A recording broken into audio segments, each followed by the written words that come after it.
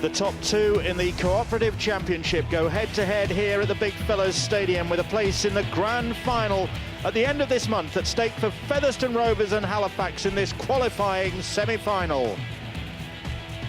Just to confirm, this was how the top six lined up then at the end of the regular season in the Championship. Featherstone getting the league leaders shield, finishing 6 points ahead of Halifax. Then came Leigh, Barrow, Widnes and Sheffield making up that top six, and we've already had action in the playoffs, of course. So far we've seen Sheffield just get over Leigh last time on Sky Sports to put Leigh out, and Barrow eliminated Widnes comprehensively, which means that tomorrow evening at 7:30 Barrow Raiders take on the Sheffield Eagles. And in Championship 1 action as well, Blackpool have got through against Workington. Rochdale saw off the challenge of South Wales Scorpions, and that means on Sunday at 3 o'clock, 2 versus 3 as Oldham take on York. The winners going straight through to the Championship 1 grand final, and Blackpool take on Rochdale. That's also 3 o'clock on Sunday afternoon. But back here in Featherstone for this showdown between the top two in the Championship, and Featherstone virtually at full strength. Still no Ian Morrison, out with a knee problem, but other than that, Daryl Powell with a full strength squad to pick from. He's got Ian Hardman at fullback, Zach Hardacre, Sam Smeaton, Liam Wellen, Tom Saxton, Kyle Briggs and Liam Finn. And in the forwards, Tony Tonks, Ben Kay, Stuart Dickens, Jamie Field, Tim Spears and Matty Dale. And on the bench, Andy Kane, John Gratian, Dane Manning and Ross Devorty. The coach is Daryl Powell. Halifax, though, with problems. Several key players out, notably 2 hookers in Mark Gleeson and Bob Bezic. So that's a real problem for Fax. James Haley and John Goddard also out. Syed Tamgar is fit again. Sam Barlow available after suspension. There's a recall for 34-year-old Graham Holroyd. Shad Royston is at full back. Lee Patterson, Stephen Bannister moves into the centres to partner Dylan Nash. Rob Warrency on the other wing. The half-backs are Luke Brannigan and Graham Holroyd. And on the bench, in the forwards rather, Michael Ostick, Sean Penkovic, the only recognised hooker in this Halifax side, Frank Watine, David Larder, who captains the side, David Wrench and Sam Barlow. Last time we saw him on Sky Sports, he was getting himself sent off against Widnes.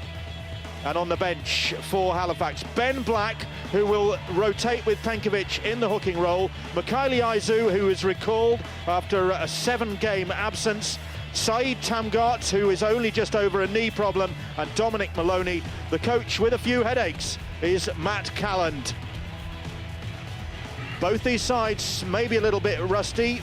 Featherstone possibly even more so. They've only played once in the last 5 weeks.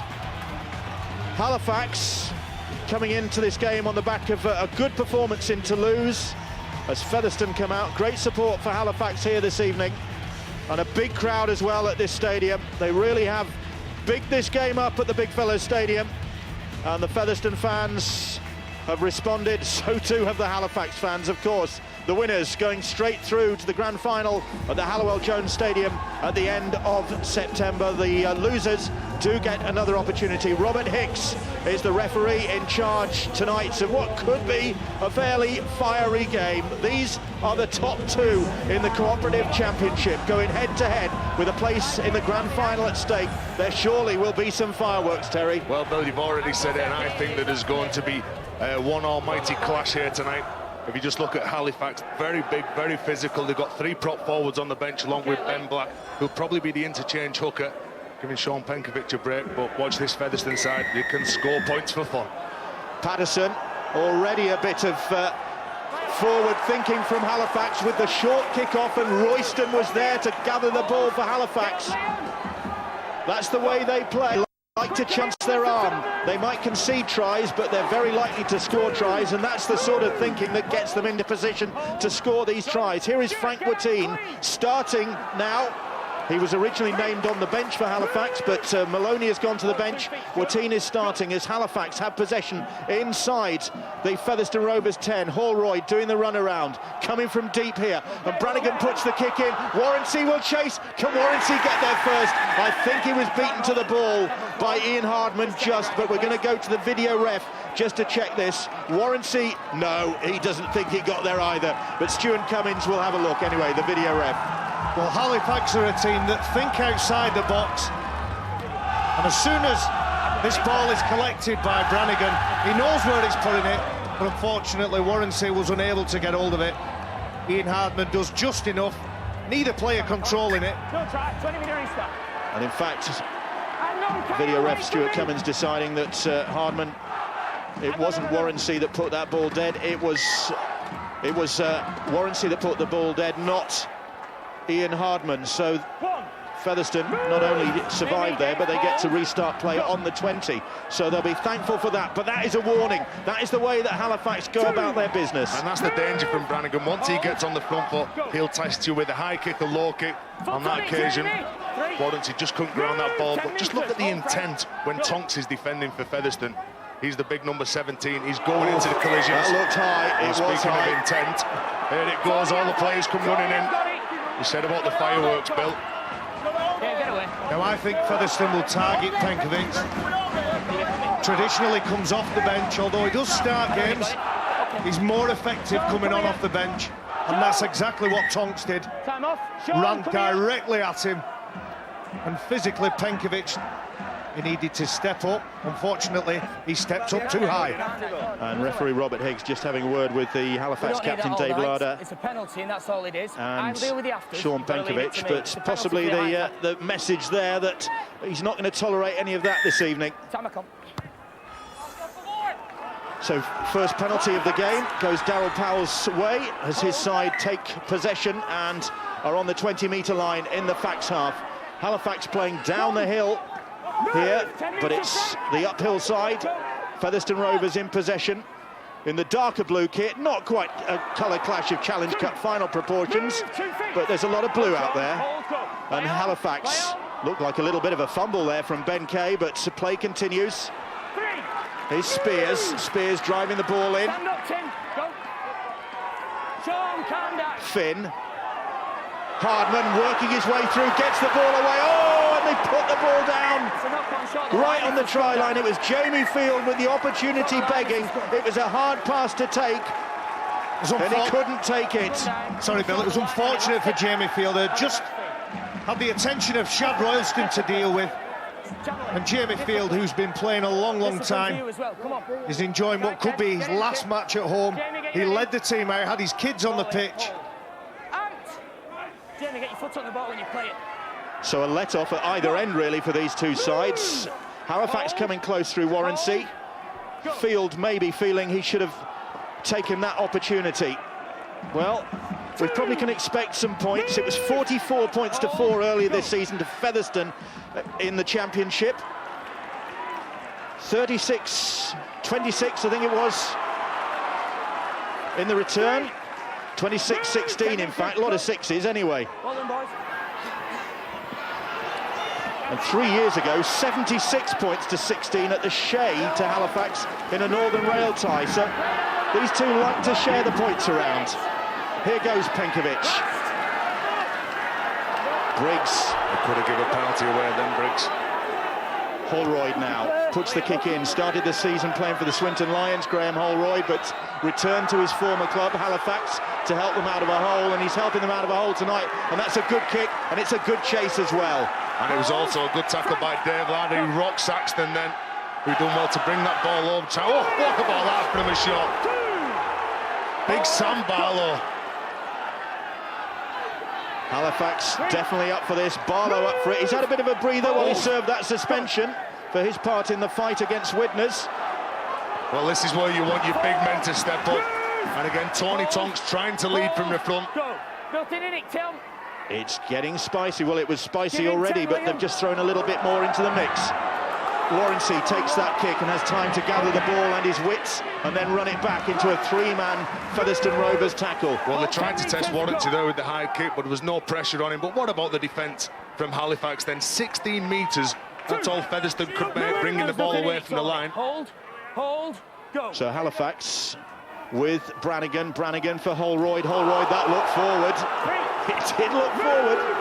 Certainly to the Featherstone Rovers supporters in line with that. The pass from Holroyd. Oof. Larder didn't hang around. Brannigan taking them on himself, had the man on his shoulder. It was Wrench, but that's the 5th tackle. Wrench staying down, Penkovic shaped to kick, then passes it on to Holroyd. Crossfield kick for Holroyd, it's a good one, but it was well read, very well dealt with by the youngster Zach Hardacre, who has grown in stature since he's broken into this Featherstone Rovers side. Gaining a good reputation, Zach Hardacre. There wasn't much height on that, but Graham Holroyd, who's 35 next month, knows he's got to test that player. Now Featherstone giving it a bit of width, but mistakenly so, because they've put the ball down and they've coughed up possession on their own 20-metre line. The pressure in Featherstone with the speed of the line in defence. Warranty trying to get the team going forward, but look at this. There's Warranty just got in the eye line of Kane. So this is another opportunity for Halifax to bring the ball charging forward with Michael Ostick. Ostick plays the ball. Holroyd now. Holroyd takes him on himself and gets the penalty. Well, they just can't get set. Featherstone, the speed offside against Featherstone. Is the speed of which Halifax are playing the ball. They're really starting to trouble Featherstone.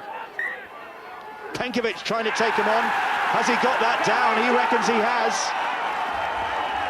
And yes, says the referee, Sean Penkovic's quick thinking has got the first try of the game in front of those Halifax supporters. And Penkovic really caught the Rovers' defence napping, and not many sides have done that this season, so he's had a lively start to the game as the Welsh international. His 15th try of the season, and close range, they don't get much closer than that. Well, there it goes. They've started very well, Halifax. The big forwards in the middle of the park are making big inroads into this Featherstone side, and they just can't get set. Featherstone, there's the offside decision, there's the penalty, and it was the correct decision as well from Robert Hicks, the referee. But the speed of thought here from Penkovic, look at that. He just takes it, he drives the ball straight between Kay and Spears, fakes the ball, Briggs falls for it. There's only one winner there, and that's Sean Penkovic. Stay calm, boys. Let's stay focused. So, a warning early on for that high tackle, and then something more constructive for the side with that 4-pointer, and Lee Patterson once again racking up the points. Only Jamie Rooney ahead of him in the championship point scoring standings, and that closes the gap and gives Halifax a 6-0 lead here at Featherstone in this qualifying semi-final. The winners going through to the grand final. Halifax looking to get back there, having lost to Barrow last year.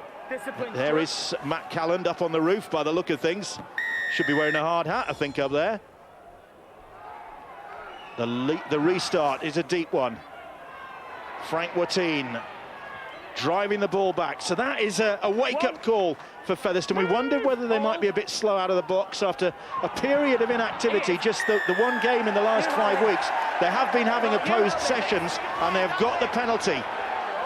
Now Featherstone are trying to slow Halifax down, and big Frank the Tank runs in and grips hold of the Featherstone player, I think it's Tim Spears, and prevents him from getting up, and the referee Robert Hicks has spotted that. Stu Dickens over the top, Spears is trying to get up, and Frank is preventing him. Well spotted, Robert Hicks. Just see the left arm. He held him in. So immediately Halifax, having gone ahead with that try and the conversion, find themselves under pressure virtually from the restart. Now the one characteristic about Halifax, they enjoy scoring tries, but they'll leak them as well. They're in possession now, about 8 metres out. They've got another penalty bang in front of the posts, and somebody was taken out off the ball, says the referee. Well, Frank Watine first of all give the penalty away, and now they've backed this error up, taking somebody off the ball. So this is another opportunity for them now with Jamie Field. Field gets the ball away. It's with Matty Dale now. Dale just to the left of those posts, and now Liam Finn. Finn gives it a little bit of width for Briggs. Briggs looking for somebody back on his inside, but the ball has come loose. The referee will bring him back for the knock-on, and back slaps all round among the Halifax the players, and probably the supporters as well. Briggs cursing that. Well, Kyle Briggs trying to test the honesty in the inside defence. That was good play by Larder and Dylan Nash. They didn't fall for that. I don't know whether Dylan Nash had a hand in that then. Let's have another look at it. Yep, I think Dylan Nash has stolen that. The referee deciding it was the knock-on. Oh, there is another knock-on, and Ostick has come up with a clanger right in front of his own posts. Back-to-back errors, and Featherstone have the ball back. Now then, can they do something with this? Spears eventually gets to his feet to play the ball. Finn now. Here is Tonks. Tonks driving it in. Right in front of those posts now. Ben Kay is there. Kay serves the ball up for Finn. Finn, a little step from the Irish international. Got past the first man. Now then, Kay trying to burrow his way over, just like his opponent number Penkovic did. He can't do that. He's held right on the try line, is Ben Kay. Finn, first to that loose ball. Back to one. Referee has wiped the tackle count clean. There's a Halifax hand in there, and it's now back on the 20-metre line. So Halifax have managed to put a bit of distance between their try line and Featherstone at the moment, but here come the Rovers again. Barlow with the tackle, Larder in there as well. They're going down the short side. Pass out wide. Good tackle from Holroyd there on Smeaton. Driving the ball in once again, and Spears looked as though he'd lost that. They are in. Dickens has got the try, and it was a simple one for the skipper in the end. Barlow imploring the referee to go to the video ref for something there, but no doubt. And Stuart Dickens, the long-serving Featherstone Rovers captain, gets his 6th try of the season. And the penalties and the indiscipline and the handling errors proving costly for Halifax. Well, a couple of back-to-back penalties. There's the knock-on from Michael Ostick. And you can just see that Featherstone, when they get down here, they have so many people pushing up in support. And you've got to say that Stuart Dickens, he offers himself and he puts himself in the position to score the tries because of his honest work rate. He wants to carry that ball forward whenever there's nobody there for Featherstone. He's been the leader of this team this year, and he's been an absolute standout in the championship. That debut back in 1998, and just 1 season away playing for Salford. And then he was soon back here, back in the colours of Featherstone Rovers. And now Briggs, like Lee Patterson, a very effective goal kicker this season, levels the scores. 6 points apiece, and Halifax, well, they took the lead with Penkovic's try, but they came up with the error or the penalty, and they paid the price. Pressure told on Halifax here. It was mounting with errors and penalties, and when Ostick knocked that ball on, you just felt it was a matter of time. Darryl Powell will know that if they get near Halifax's try line, they need to get over, and big Stu Dickens, he gets 4 points. Well, a bit of a pause because there are 2 balls on the field at the moment. Referee Robert Hicks just sorting that out. And Patterson resumes, and that looks as though it might go. Oof, looked as though it's going to go out on the full. It was a wicked restart from Lee Patterson, in fact. And it was well dealt with by Tom Saxton. And then a penalty, I think, conceded again. And once more, Dave Larder is going to have a conversation with the referee. The Fax captain called out. Another penalty conceded. You deal with it. That's for a grapple tackle. You deal with it, or I will. Grapple tackle is what Robert Hicks. The referee saying that Dave Wrench's grip was too tight. And he's got his arm across the face and throat of Tommy Saxton. Did tremendously well from the kick-off. And his fight and his urgency to get up maybe forced the hand of the referee. Well, that's another high one by the look of things, but and the Featherstone Rovers supporters not taking kindly to that. Well, Darryl Powell knows that this Halifax side are going to play it physical by the way that they've gone on the bench and the size of the Halifax pack. So 6 points apiece here between the top two in the championship in this playoff showdown. Featherstone having done the double over Halifax already this season in the regular competition, looking to make it a hat-trick and go straight through at the first attempt. That's the 5th tackle, and Featherstone just inside. The Halifax 40 as Finn hoists that ball. It's a good kick as well, and it's well dealt with by Patterson. Well taken there. Nevy took his eyes off the ball, leaped like a salmon, collected the ball, even with the attentions of Zach Hardacre. Wait for the foot, Stuart. Here is Patterson once again. Noted for his points accumulation, 312 for the season now, but he contributes a lot in defence for this Halifax side. Just inside their own half. That's the 5th tackle for Halifax. Kick pressure. And it's all the way wide to Brannigan, and Brannigan chips and chases, and back to tidy up is Liam Wellham, and Wellham gets away, and Wrench is chasing him down, and Wrench gets a hold.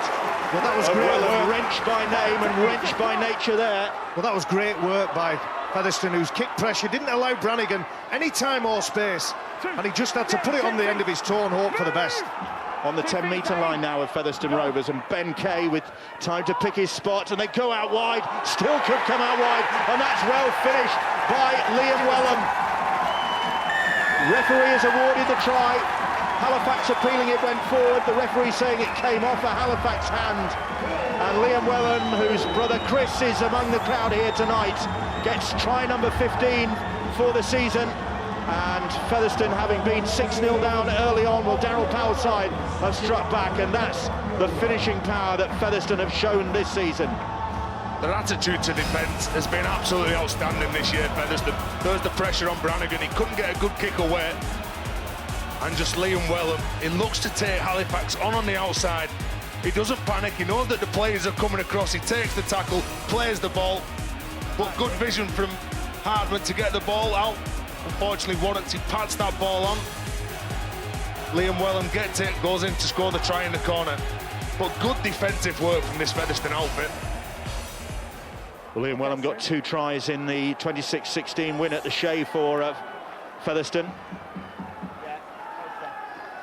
And on the mark again this evening. As I said, brother Chris here, and brother Chris has a big game this weekend, of course. Just a small matter of a whole derby in the playoffs. Don't really get much bigger than that. Kyle Briggs with the conversion from the sidelines, just wide of the target. Gave it a good shot, Kyle Briggs, who was among the award winners at the Rovers Awards night earlier this week, and one of the awards he got was the hands-on backwards award. Well, they didn't have their hands-on backwards here, did Featherstone. It's just a little thing, but the body angle that Wellham has, he's obviously sending a message to somebody there, but Wellham's body angle meant that he was always putting his weight against the oncoming player. Halifax would have tried to get him off the island, get him so he could not score that try. They did a great job. They've gone for the short kick-off again. Have Halifax. This time it didn't come up for them. And I tell you what, ominously for them, Shad Royston challenged for that ball, and he's retreating to the full-back position, looking slightly uncomfortable there. He has got a knee problem. He's said that he's going to have knee surgery once the season is over. Will it be very interesting if Shad went off the park? Say 3 props on the bench and a half-back. He won't go off the park, surely. Tussle in there, we're talking about knee problems. Saeed Tamgart in the action there. There is Saeed making the tackle for Halifax. He hasn't completed the tackle, and Jamie Field is able to get away and able to offload. Tamgart, though, another player with a knee problem, just back, having had knee trouble. Probably back a little bit too soon, he says, but he couldn't resist the lure of a playoff tie. But here come Featherstone again. Dale it is who takes the tackle, and Saxton, acres of space for him to get the ball down. He's going to go to the video ref, I think, is Robert Hicks, just to see whether Tom Saxton did get that ball down.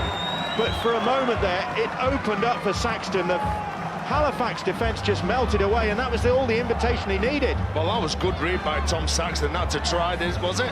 Yeah, I think that's a try. Did he get the point now? But he's done a very good job there. He saw that Saeed Tanga had got off the line. He took Liam Finn out. Is this grounded?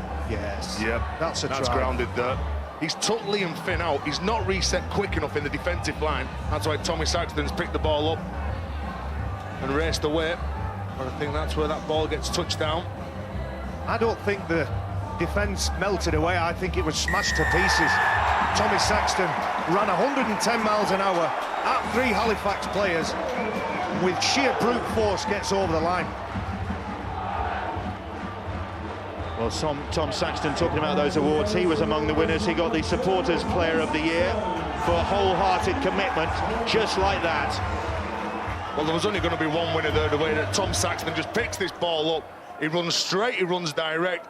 He goes over Saeed Tanga, it takes Shad Royston on. There's no stopping the big man there.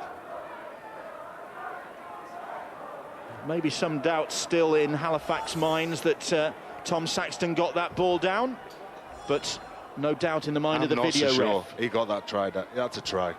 Briggs, hands might be on backwards, but the boots fit.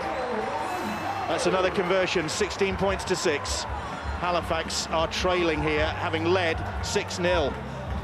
Very intelligent pickup. As Tez has mentioned, Saeed Tangard wasn't ready. He knew that if he ran with enough vim and vigour, he'd get over that line. I believe he got the ball down too. Tommy Saxton, fantastic work.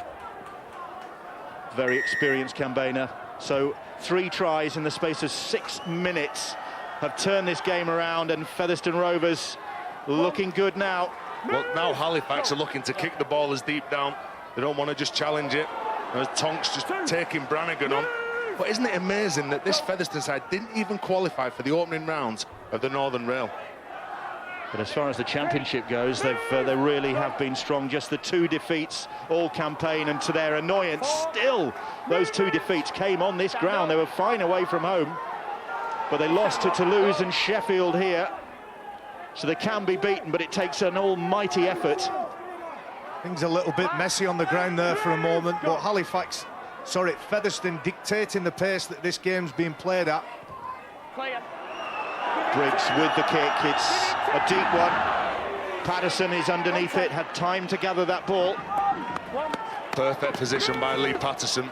It was a towering kick from Briggs. Well, he stood strong, concentrated on where that ball was, put himself under no pressure.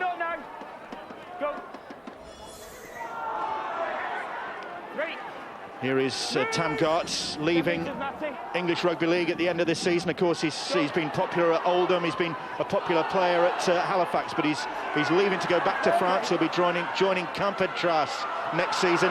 Well, Royston, if there is a problem, making light of it there. Penkovic, he's lost that ball. It's gone to ground, and Featherstone will have it back. In the act of passing it, Penkovic just deprived of possession. And it was a good tackle from Tonks, who just maybe dislodges the ball out of the grasp of Penkovic. Penkovic's looking for a supporting player, and Tonks pounces on him.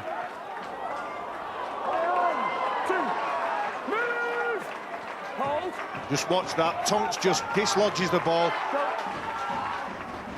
Really impressed with the attitude of Featherstone tonight, although Halifax, they're stepping up to the mark as well.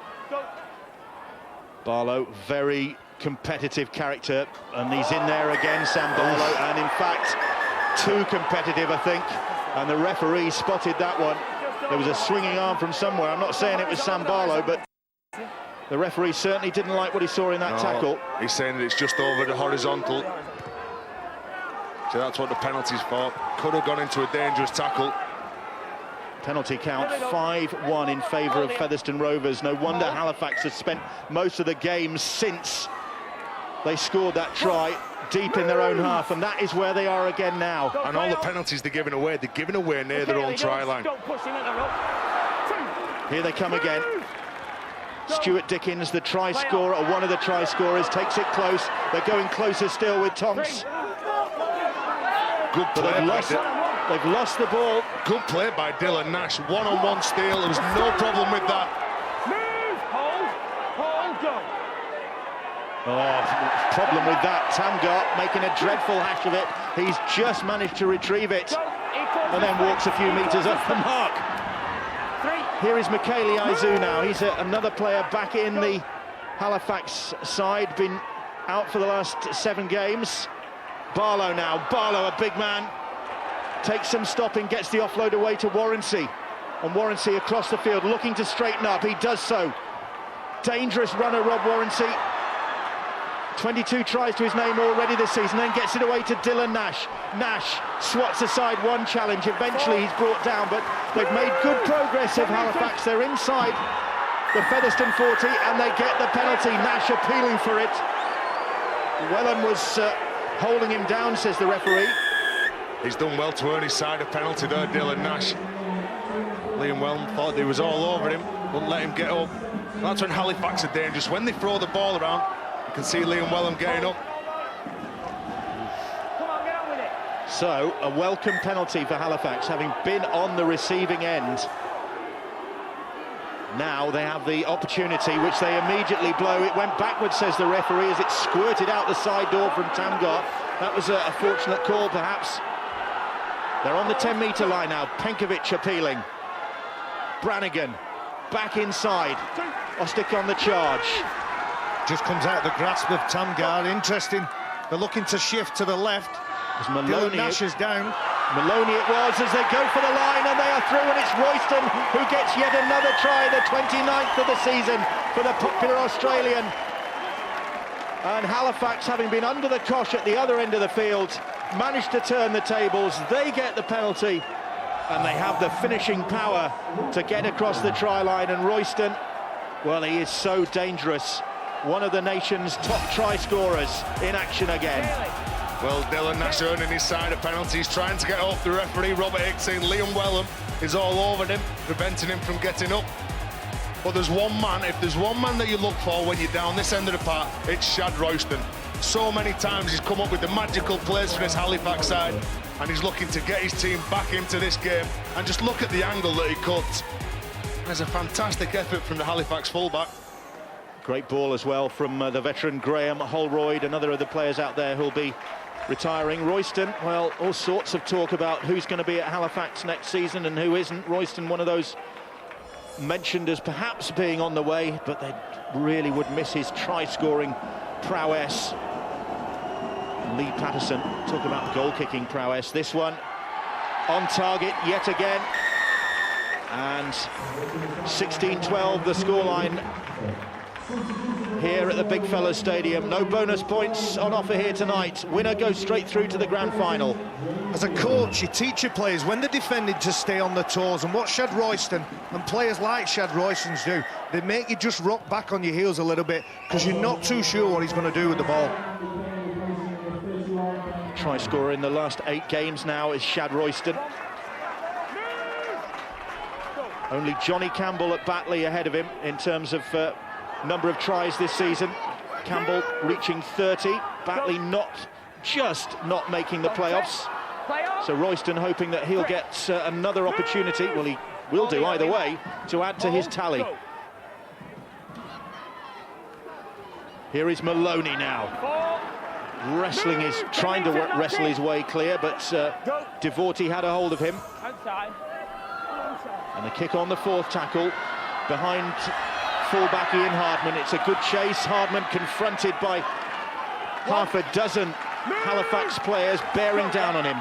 There's no anticipation in that kick and that chase. That is a set-piece play. Halifax know it's coming. They know it's very difficult to attack from this position.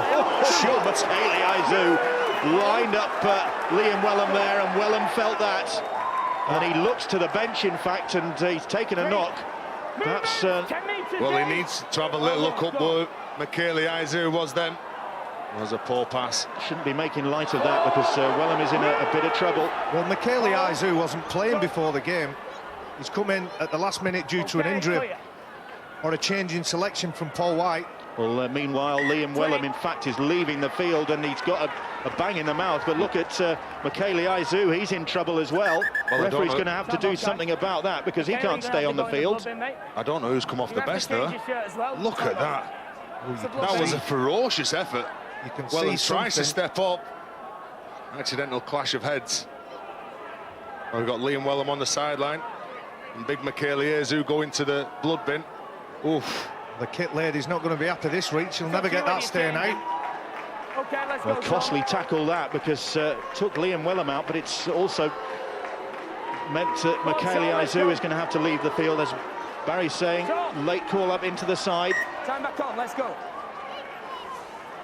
Play continues with Halifax in possession.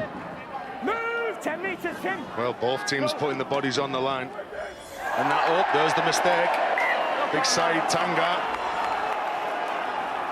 Seen plenty of those already this evening. Too many for the coach's comfort. It's under no pressure, really. It's just the speed. It gets the ball, and he has a little look up who's in front of him. He has a look, and it's Spears. They've been very, very good up this end of the park defending Featherstone. Let's not forget Saeed Tamgart's come into this game under an injury doubt, and a little bit too early by his own admission. He may just have in the back of his mind. Ball into Liam. He's missed the last 7 games, Tamgart, but so keen to be in action before leaving the game in this country. Meanwhile, it's Featherstone Rovers in possession with Sam Smeaton, one of the players who've come through this season. Sam Smeaton here at Featherstone. Jesse Joe Parker, of course, was in that centre role at the start of the season, the PNG international, but he parted company with the club midway through the campaign, and that was Sam Smeaton's opportunity. This could be an opportunity for Featherstone Rovers. Devorty tackled just in front of those posts, about 5 metres out. Finn serves the ball up. It's knocked forward, though, by Johnny Gratian. There's an error there from Featherstone, but what a great piece of play from Stuart Dickens. Here we see the error. Just a little bit too much pressure from Halifax. Liam Finn throwing the ball, and Brannigan gets in the eye line of the Featherstone player, but Stuart Dickens put a lovely play on. The Halifax player had read the ball out the back, and he gave it to Devorty in the front door, who was nearly through. So Halifax in possession. Their away form pretty good this season, just 2 defeats on the road. One of them here, emphatically, 44 points to 4. And the other one at Dewsbury.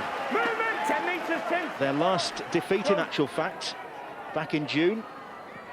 37-30, a high scoring game, typical of Halifax this season. Hold, John, hold, go.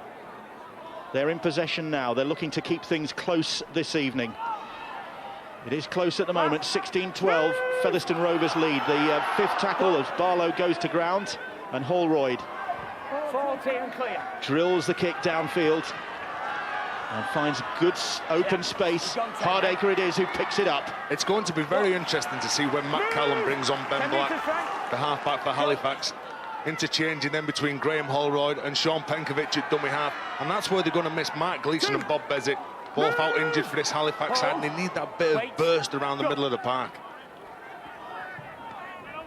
So Featherstone Rovers in possession, but they're missing a player. Liam Wellham we saw going off. Rod Studd has news of him.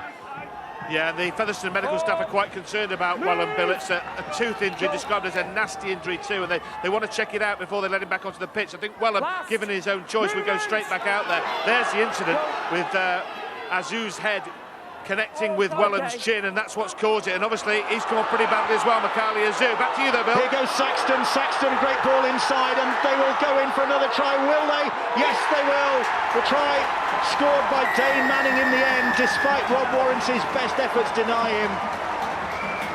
And the crossfield kick fielded by Saxton, and Dane Manning, once a Leeds Rhino, played Super League with the Rhinos in fact, gets another try for the flat cappers of Featherstone Rovers. And great handling, and great anticipation as well. Great vision from this Rovers side. Well, you'd only place kicks like that when you aren't in a confident mood to play it. And just look at this, Liam Finn, no pressure whatsoever. Good read by Tom Saxton. He stayed behind the kicker. He's took the ball into the collision, offloaded the ball. Warrants, he's tried everything to prevent this try. But that was good play by Dane Manning. You can see the amount of Featherstone players that are pushing up in support of Saxton. He just pumps that ball.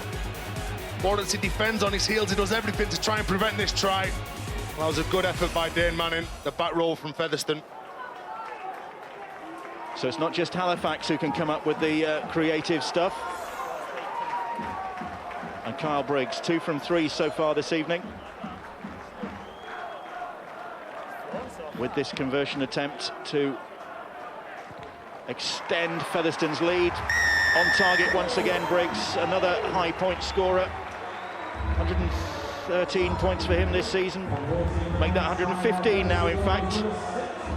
Quality player from Featherstone. Darryl Powell, the Featherstone coach, he'll encourage his players. Once you get over that 40-metre line, you're out of what we call yardage and you're in good ball, and that allows you and that gives you the right to play. And Darryl Powell, whilst in his playing day, was an honest, hard-working player, and that characteristic is in his side as well. They've gone for the short restart again, though, of Fax, and they've come up with it. And again, Royston challenging for that ball. He's not the biggest guy out there on the field, but he got up above everybody else there, challenged for the ball, and got it back for his side. So they're looking to respond immediately. Halifax. Shad Royston going for that ball. He's just more committed than any other player. Here he is again, Royston, and here is Warranty for the corner, and they've hit back immediately. And Warranty saluted by those Fax fans at that end of the ground, at the bottom of the hill here. And talk about to and fro seesaw rugby league. Manning scoring at one end, Halifax winning the restart, and Shad Royston, no wonder he was an award winner earlier this week. He picked up a local press award, the Star Man, and that was a star performance from the fullback that led to that try. Well, there was only ever going to be one winner going for this ball, and that was Shad Royston. He outjumped two of the Featherstone players. But this must be the frustrating thing for Matt Callan. When they want to score and they want to turn on the glitzy rugby, this is exactly what they can do. And it's that man again, Shad Royston, who just attracts so many Featherstone defenders. And who do you want to give the ball to this far out? The big man himself, Rob Warranty. Taking him to 23 for the season, one of his most productive try-scoring seasons. And as you can see there, one of the Championship All-Star players named this week. These two sides, in fact, dominating that side. So that has quietened down the Featherstone Rovers supporters, who thought they, with that Manning try and a 22-12 lead, half-time approaching, their side was finally taking a grip on this game. But Halifax come roaring back, and Patterson, well, not for nothing is he one of the top point scorers, but he's yanked that across the face of the posts. 22 points to 16, though. Close to call before the game started, and Matt Callan, well, once a Featherstone Rovers player looking to get one over on his old club here. He was a Featherstone centre between 1993 and 1995, and his side really going toe-to-toe now with his former club. So the restart. What are we going to come up with this time? It was always going to be a points fest in this game. In the last 5 games, both of these teams have scored a combined score of 396 points. So they can both score, and they're here to play. You only get one chance in this game. Well, I've mentioned 44-4 earlier this season, 76-17 at the Shea 3 years ago. 2008, Halifax beat Featherstone 64-44, 20 tries in that game. That's a good, strong kick that forces Hardman to come from deep. And that was Ben Black kicking from Acton halfback. The advantage to kicking from Acton halfback is that everybody is onside, all your chasers are onside. But Ben Black probably looking at the 40-20. Well, Ben Black is the replacement hooker for this Halifax side, with Bob Bezic out with an ankle problem, and Mark Gleeson out with a shoulder problem. It's Black who's filling in that hooking role as they concede the penalty. Markers not square. Robert Hicks just explaining that to Frank the Tank. Graham Allroyd loses his footing, and the two markers stood side by side. And the kick, the resulting penalty, has found touch just in the field of play, and it's given Briggs the opportunity to bang in another try. And Kyle Briggs, one of the nominees for the Championship Player of the Year at the Championship Awards night later this month, gets his 17th try of the season. And just like Sean Penkovic's try that opened up the game, that was quick thinking. Well, this game is end-to-end. And what about the distance on this kick? It just goes over Shad Royston. That is an outstanding kick. All the Halifax players expecting Kyle Briggs to pass this ball. What does he do? No, I'm just going to take it on up the middle of the park. He's probably one of the standout performers in this division. Look, he's looking for the big boys. Takes it between Ostick and Don Maloney and goes over for the try. Yeah, no, who was he crossing heads with, do you know? I think it was... And Briggs having another productive season, not just with the boots, but with tries as well. No wonder he is one of the nominees. It's going to be an evening dominated by Featherstone Rovers, in fact, because the nominees for the Player of the Year are all Featherstone players, Briggs, Dickens and Finn. So a bit of scrap between those three to see who gets the big prize. Briggs has got the prize there, 28-16. And Featherstone Rovers, half-time approaching, are not in control of this game, but it's one of those games where you score, we score. Well, Daryl Powell has the right to bite his nails there, but Kyle Briggs runs well above his weight, and he's the strongest stick insect in this division. There's nothing of him, but he just brushes away two big players there from Halifax.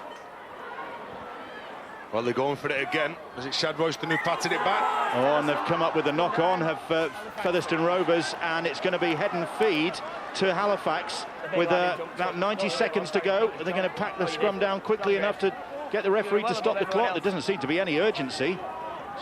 Well, they're putting Featherstone under pressure with these short kickoffs. Can they finish with a try? One set of 6. Head and feed to Halifax at the scrum. Here is Black going across the field. Ben Black was telling me before the game that in actual fact he made his NRL debut as a hooker in his West Tigers days. He was supposed to be a half-back and they sent him on from the bench and told him he was playing hooker. He had one game at that and decided he very much wanted to be a half-back. But he's a hooker tonight for Halifax because of the problems they've got. And there he is, Black, pulling the strings, setting up Watine, and he was trying to stretch out to plonk that ball down, but he was too far away from the try line, and the opportunity goes begging. I think he tries to get his arm around the back of Smeaton to offload this ball, and you can just see him fumble it.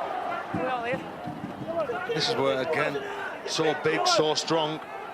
Big Watine near the line. So, the clock counting down at the end of the first half, and Featherstone, well, Daryl Powell would just be wanting them to shut up shop, but that doesn't seem to be in the nature of either of these two sides tonight. Hold, go. Finn has gone for an early kick. He's looking for a 40-20, could well get one, and a great chase on as well as Hardacre is trying to pursue that ball. Royston will get there first, and that'll be the end of the first half. And fantastic pace from Zach Hardacre there to bring this first half to a close, and it's the Featherstone Rovers supporters who have something to celebrate at the moment with their side ahead, 28 points to 16 at the break. But the way that first half has swung to and fro, you certainly cannot write Halifax out of this game. 12 points adrift at the moment are the facts, but they have the ability, certainly the firepower, to get back into this game if they can deny their opponents the tries at the other end of the game. That seems to be the problem, as it has been this season. Tries galore. There usually is when these two sides meet. There's a place in the grand final at stake for these two. At the moment, it looks as though it's going to be Featherstone going through at the first attempt.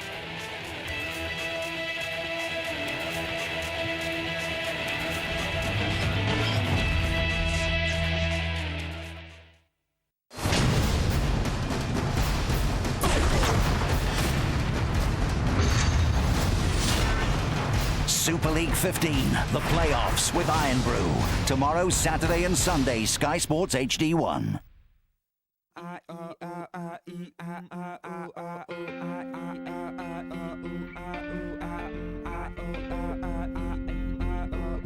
feel we might have taken too long for me to feel. That you said about it. Welcome to the Ford Standard. Yeah, Churchill, could I really save up to £216 when I buy car insurance? Oh, yes. And you'll give me a free guaranteed hire car if I make a claim? Oh, yes. Yeah, right. Told me you won a tug of war competition at the weekend. Yeah. Oh,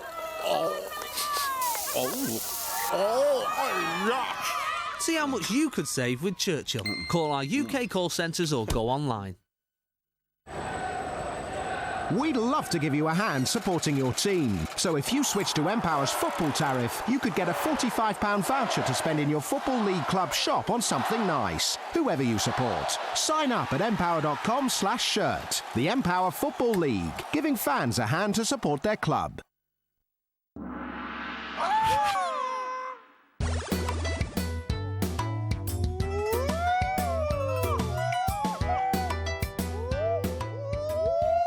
Ross, Cobbs, Si, T-Mobile Gaming Night In, Thursday the 15th, our place. Who would you invite? Get everything you need for the perfect T-Mobile night in with 5 things for £5 from Blockbuster.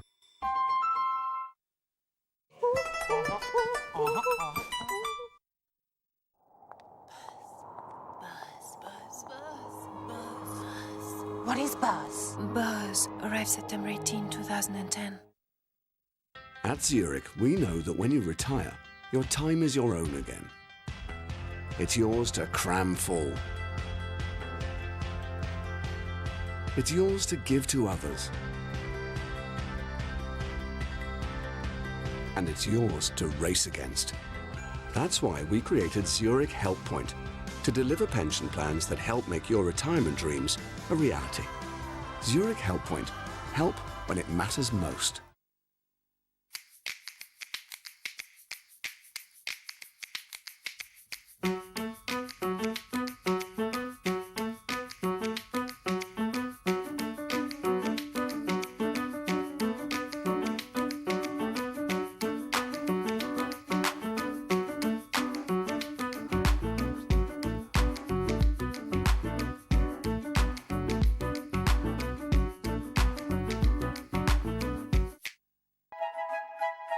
My father always said there's a lot we don't know, but I've learned a lot through experience. I'd rather regret the things that I've done than the things I haven't done. So I've kept my eyes and ears open to opportunity. It always appears in the most unlikely places and from places I'm yet to visit. HSBC can help your business trade across 63 of the world's largest economies. HSBC, the world's local bank.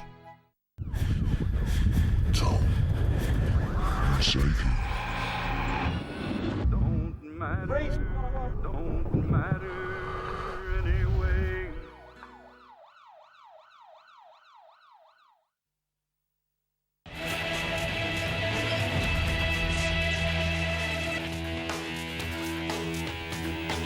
Well, the playoffs already underway in the Championship, but hold on to your seats because they commence in Super League this weekend. And the first game we're going to see, it should be an absolute belter. St Helens against Warrington. Can the Wolves end their hoodoo at Knowsley Roads? And that's at 7:30 HD1, Sky Sports 1 on Friday evening.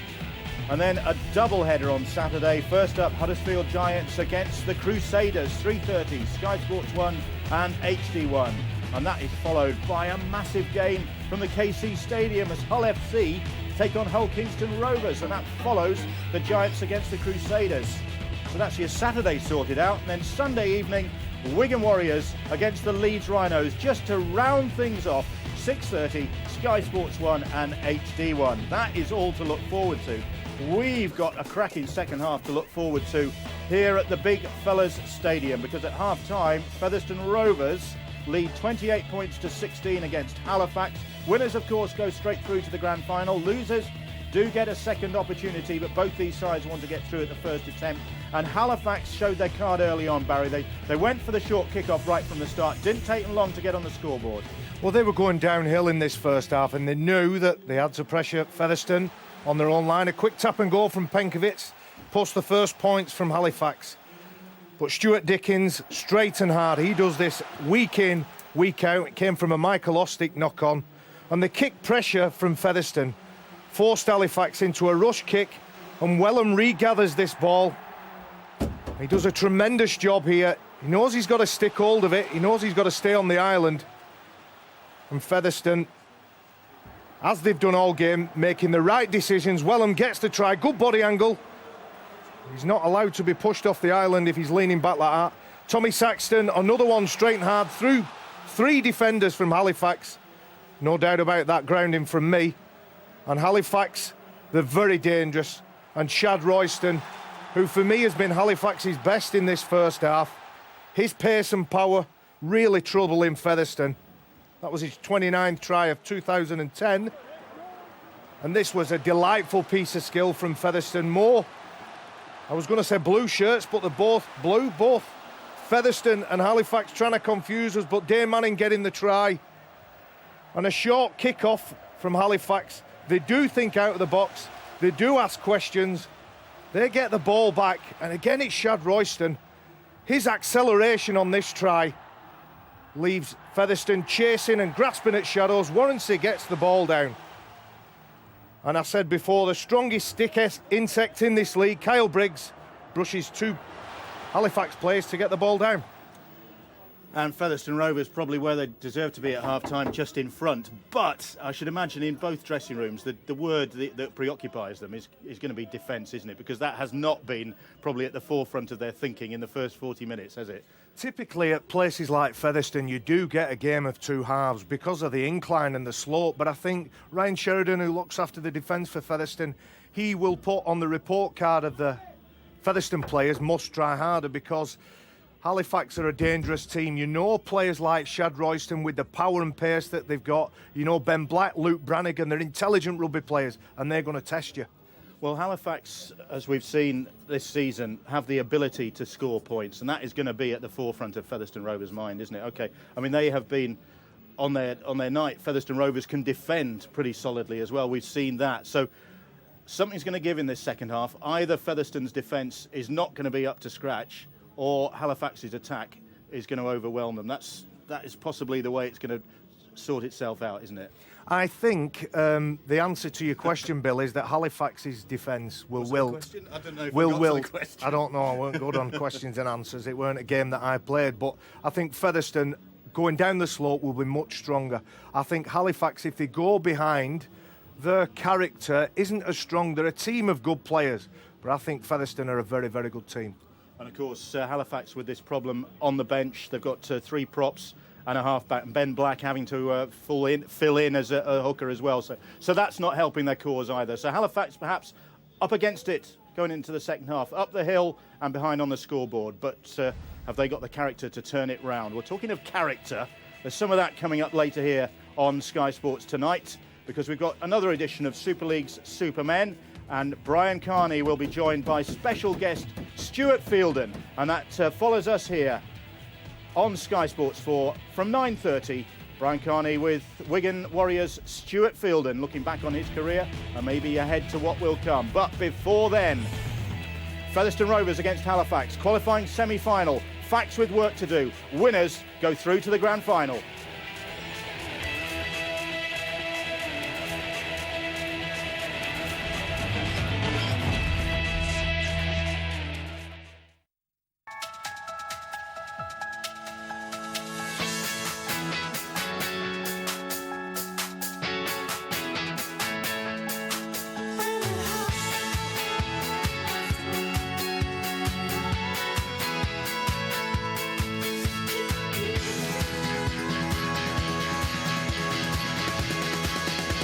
We all like to attract a little attention. That's why the Ford Focus has Ford Kinetic Design. At Bath Store, we know bathrooms inside out. And now there's up to 50% off. So visit us in-store or shop online. Sale now on. Dit is dus de huiskamer. En dan komen we hier bij de slaapkamer. Met...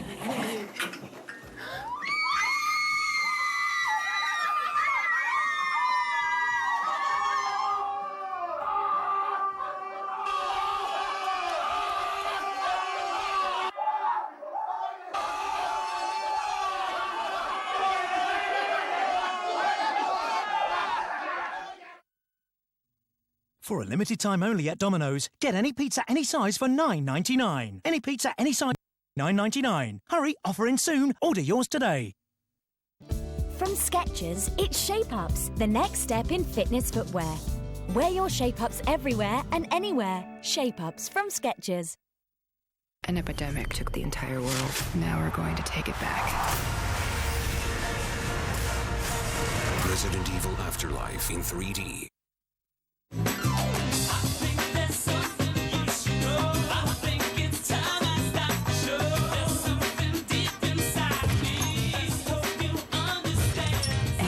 11, 10, 6, 3, 1. The Fragrance Collection by D&G. Pour femmes et pour hommes.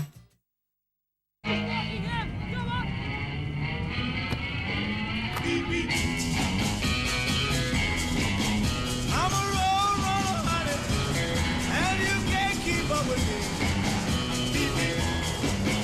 I'm a road runner, honey, and you can't keep up with me.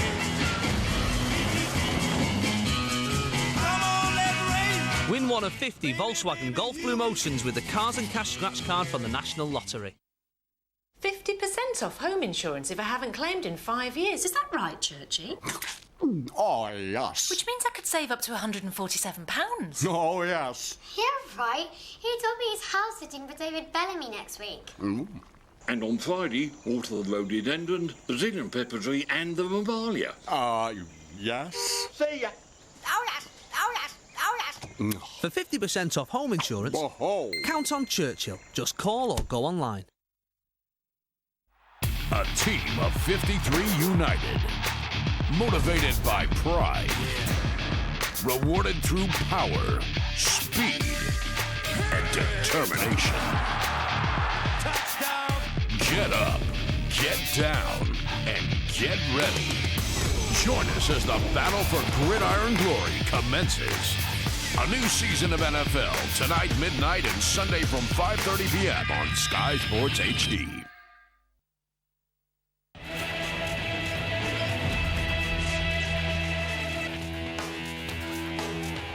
Well, there's more Cooperative Championship action to come next week, of course, because we will see the final eliminator next Thursday live here on Sky Sports 3 from 7:30. Will it be Barrow or Sheffield, Featherstone or Halifax? All will be revealed in the next 24 hours, in fact. And next Thursday also at 9:30, we are followed by Best of Super League's Supermen, a pick of Brian Carney's series this season, and that is from 9:30 on Sky Sports 3. But 40 minutes to go here in this qualifying semi-final between Featherstone Rovers and Halifax, and it's Featherstone who lead by 28 points to 16, and surely in the box seat here. Just had a quick word with Daryl Powell as we came back to the commentary box. Our paths crossed. I said, defence must have been on your lips in the dressing room. He said, yes, defence and these kickoffs, which they haven't handled. But it's Featherstone Rovers getting the second half underway with a conventional kickoff there, and Frank Watine bringing it back. Well, it's very hard to defend the short kickoff when you stood flat-footed. You've got to attack the ball, and that's what the attacking team can do when they're kicking that ball off. Well, I'm sure Featherstone, they'll be very happy with the speed that they've played the game, and they were very much in control of the game. They won the 6 penalties to 2 in favour of them. Or as Matt Callan say, you've got to improve your discipline, especially when we're defending our own line. Here is Frank Watine, and Watine, offload from him as Halifax look to keep this ball alive. But Finn pirouetting in the tackle, eventually bringing Ostick down, and then Brannigan thumps the ball downfield. Well, no Liam Wellham still out there for Featherstone Rovers as a result of that clash with Mikhaili Aizu, and I think Rod Studd on the sideline has got news of that. Liam Wellham's on his way to hospital, Bill. I spoke to him just before he set off. 2 teeth knocked out and another 2 fractures which will have to come out, and he's on his way to see a dental specialist. That's the incident as Aizu's head connects with his chin. Daryl Powell said he didn't have a clear view of the incident. I'm sure he'll want to have another look at it, but Wellham is out for the game, and well, who knows how long, whether he can come back for the grand final should Featherstone make it. Aizu is being stitched up as well. Halifax say that they're confident he'll be okay to come out for the second half and play. Hard-headed PNG international, of course, not the happiest season for the PNG contingent at Halifax. Stanley Jean parting with the club in pretty acrimonious circumstances, winning an industrial or a tribunal decision against the club just recently over his contract, so that hasn't ended on the happiest of notes. But Michaeli Aizu still part of the scene, although not so far this evening, or not since that incident. Here is Frank Watine. The ball from Black was a bit of a speculator, and it's crossed the side, a little bit of territory there. And that's the first offload that they've managed to get away, Halifax, in this game. Well, we talked about defence being an emphasis for Featherstone now. The last set of 6, Halifax only gained 20 metres before they had to kick, and they're just over 40 now. There's Dylan Nash, tackled by Smeaton. Andy Kane was in there as well, and Holroyd makes a bit of room to put the kick in, and it's a deep one, but straight into the arms of Ian Hardman. And Hardman runs the ball straight back, and it's his opposite number, Shad Royston, who makes the tackle there on just about the 30-metre line. There isn't a better player that you want kicking this ball than Graham Holroyd, one of the best kickers I've played with in his time at Leeds. Magnificent servant to rugby league. But retiring at the end of this season, as is David Wrench as well, hanging up his boots. Allegedly, there is talk about trying to persuade him to stay on, but here come Featherstone Rovers in possession with Saxton. Bit of a dive there from Saxton, perhaps. Finn was looking for somebody on his inside, but nobody on the same wavelength there, and the ball comes loose and is picked up by Frank Watine. Well, he was looking to test big Frank Watine. He was trying to drive the players out, turn the ball back inside, but just Ian Hardman hit the wrong hole. In fact, he runs straight into Frank Watine. There's a lot of him to run around, though, to be fair. Maloney now for Halifax, coming up the hill, attacking the end now, populated by their supporters. Good old-fashioned evening here at the Big Fellas Stadium. The fans changing ends at half-time. Black, little chip kick over the top. The bounce is kind for him. There's nobody in support. Well, there was, but Royston just couldn't get there. And that double act has worked so many times this season, but Royston just not able to get to the ball. He just couldn't take this pass in. But that's how dangerous Ben Black is. When he comes off the back of a quick play of the ball, all he wants to do is attack. Good play, focused on the ball, offloads the ball, and Royston just couldn't bring it back in. So warning there for Featherstone Rovers, the danger that Ben Black poses. Smeaton, tackled by Dylan Nash. Holroyd in there as well. Kane. Tim Spears now. Spears, one of the many players out there who have a day job. They've come here today after working. Some of them on construction sites, some of them in the electrical trade. Tim Spears is a debt collector for a local authority. Would you pay up to him? Absolutely, but he's a very mild-mannered, pleasant. I'm sure he goes about his job in a very mild-mannered, pleasant sort of way. There he is in the tackle. He's professional in his job. Absolutely. I wonder if anybody ever asks for an autograph after they've paid up the money, as they're taking the TV and the DVD player. On the halfway line, and here's another one of the hard workers out there. Oh, Michaeli Aizu still getting treated, and that has taken some patching up that cut. Halifax getting the ball wide to Warrency, and Warrency trying to go on the outside, comes back inside. Saxton it is making the tackle. Brannigan now. Black, great step from Ben Black. Oh, and the ball slips from his grasp. And memories of that with Ben Black. He says that it was a Featherstone Rovers hand that lifted it out of his possession, but the referee, I think, will bring him back and give head and feed to Featherstone. Well, again, he does everything right. He just can't keep hold of that ball. He chanced his arm early with the kick over top. Royston couldn't bring it in. He's got the but teddy bear carry. It's the attention of Kyle Briggs in that tackle. But he's got the teddy bear carry, Tez. I remember a game against Widnes, if I'm right, where he makes a break and loses the ball. There's something going on in back play then, a bit of frustration, I think. I think it was Dylan Nash.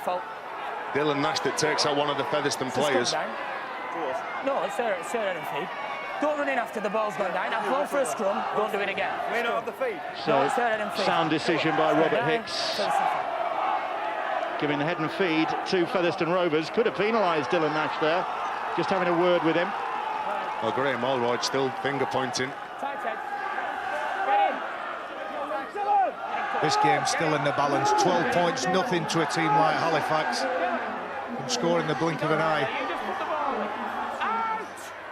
Well, you've got some wily practitioners out there, notably Graham Holroyd and Liam Finn, trying every trick in the book.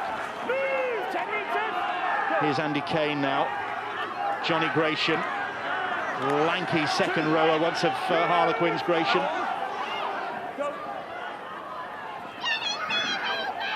And now Halifax looking to pressurise this Featherstone Rovers side to force the error. Devorty now. Ostick with the tackle. 4 tackles gone. And it's good defence from Halifax, halting the progress. 5th tackle, they're just inside the Halifax half of Featherstone, and Briggs kicks deep. That's going to be too deep, I think.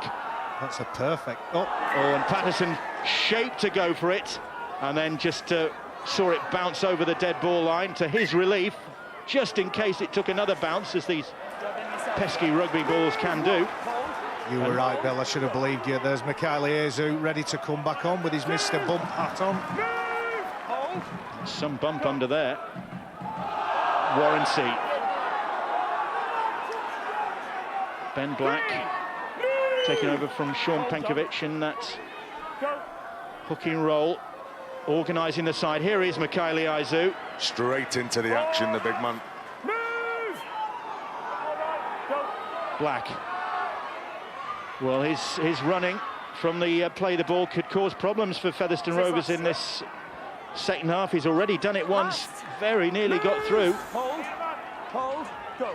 Black once more. Brannigan with the kick. It's not a bad one, and Royston chasing it. Oh, Royston just brought down. That'll be the turnover. But again, the pace of Shad Royston from the full-back roll, the way he watches the game. But tremendous kick. He told Luke Brannigan where he wanted that ball, and that was a fantastic kick by Brannigan. He just shows so much urgency in the game, Shad Royston. Well, he's trying his darndest to turn this game around for Halifax. 28 points to 16. They trail at the moment. Featherstone Rovers finishing top of the table, looking to go through to the grand final at the first attempt. They're coming from everywhere, these Halifax defenders now. Halifax hunting here, they're very aggressive in defence. Lots of impact, lots of line speed, but Shad Royston, the Halifax fullback, some uncertainty where he'll be next year, and I know 1 or 2 Super League clubs will look at him and think he can do a fantastic job for them. Rumours of a move to France as well for Shad Royston, apparently.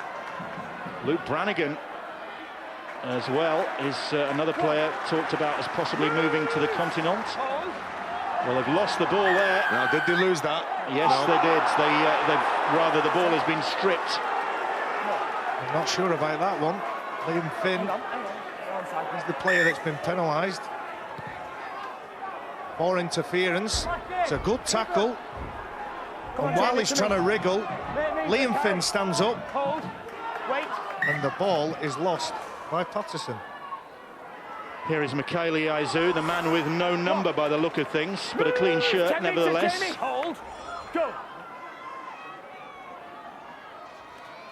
The game, well, it's certainly not quite as free-flowing as it was in the first 40, and that'll probably be a relief to the 2 coaches in some respects. Halifax looking for another penalty. Maloney driving the ball in there, and equally standing toe-to-toe with him is Tony Tonks to make the tackle. Here is Holroyd now. Holroyd, one step, another one. Eventually he's brought down. It's Tonks again making the tackle. Tonks could have been penalised there. Black looking to step his way through. Gets away from the first challenge. Again looks for Royston. Again the pass doesn't stick. And once more it'll be head and feed to Featherstone Rovers. But Black is trying everything he can to unhinge this Featherstone Rovers defence. Well, Ben Black is trying everything, but Shad Royston is everywhere on this pitch. It's fantastic pressure from Kyle Briggs. He doesn't allow him a split second to catch that ball, Shad Royston, before Kyle Briggs just leg and arms him. And Ben Black, he needs to step up. He's a senior player, he's a talisman for the Halifax side. And while Penkovic isn't on the pitch, Ben Black needs to be the maverick of this team. Not too much structure, but it's all about asking questions. Certainly looks as though he's trying his darndest to fulfil that role for Halifax so far. It's second half that's been dominated by them. Well, there's a danger now for Halifax that they can't fall into the trap of looking to overplay. They've got Holroyd on, Brannigan, Penkovic and Ben Black. 4 half-backs, they all can't have the ball in a set of 6. They're really throwing caution to the wind, having all those players out there at the same time. Well, they've just got to let the forwards create that platform, go forward and then play off the back of that. But as I say, not every one of them can touch the ball in the set of 6. If they all want to touch it, they'll lose the go forward. Finn will put the kick in for Hardacre to chase. Patterson looking over his shoulder. Hardacre bearing down on him, and the youngster makes the tackle. He's still only 18 years of age, is Zach Hardacre. Has had a phenomenal season. 20 tries already in 12 appearances for this club. No wonder Super League sides have taken notice of the young recruits. Well, he marked his debut, in fact, for the club with a hat-trick against Hunslet in the Northern Rail. That was really an indication of his ability. But he's having to do some defending here now. Well, this is when Featherstone are at their best, when they're trying to build pressure. A nice little dink over the line, making Halifax work away. It's a steep incline here at Featherstone. And watch the Rovers really pressure, and kick pressure will come here. Penkovic has gone for a little chip kick over the top, and it has come up for them.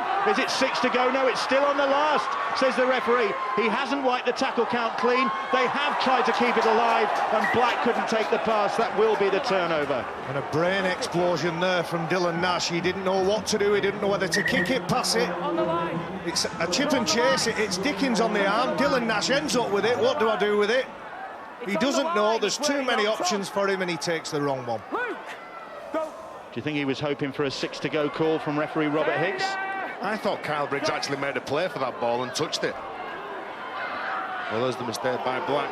And again they get, oh, good play by Sam Barlow. Sam Barlow has stripped that ball from the grasp. I think of Hardman, or was it Kane? Oh, he's knocked out, there's a problem with him.